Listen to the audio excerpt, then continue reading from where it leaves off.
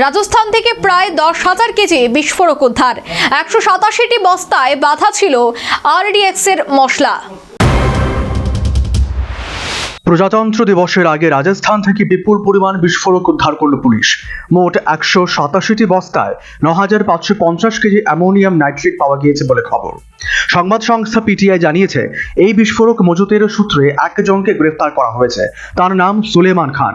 ঠিক কী কারণে এত বিস্ফোরক তিনি মজুত রেখেছেন এখনো স্পষ্ট নয়।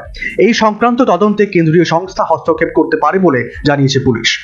এর আগে গত নভেম্বরে দিল্লির লালকেল্লার সামনে বিস্ফোরণ হয়েছিল। তার ঠিক আগেই হরিয়ানার ফরিদাবাদ থেকে 360 কেজি অ্যামোনিয়াম নাইট্রেট উদ্ধার করেছিল পুলিশ।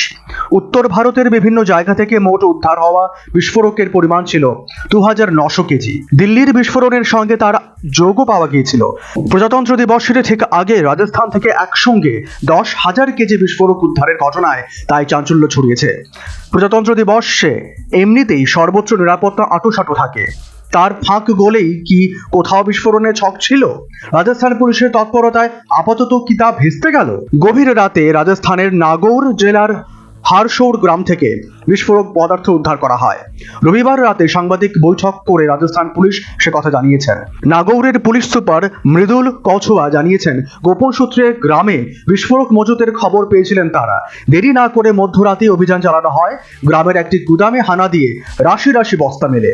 দেখা যায় তাতে অ্যামোনিয়াম নাইট্রেট রয়েছে।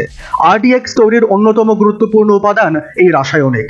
এর আগেও একাধিক বোমা বিস্ফোরণে তা ব্যবহার করা হয়েছে। প্রাথমিকভাবে পুলিশের অনুমান, নাশকতামূলক কার্যকলাপের সঙ্গে এই বিস্ফোরক মজুতের তেমন কোনো যোগ নেই। এগুলি আইনি এবং বেআইনি খনন কার্যের জন্য যোগান দিচ্ছিলেন অভিযুক্ত।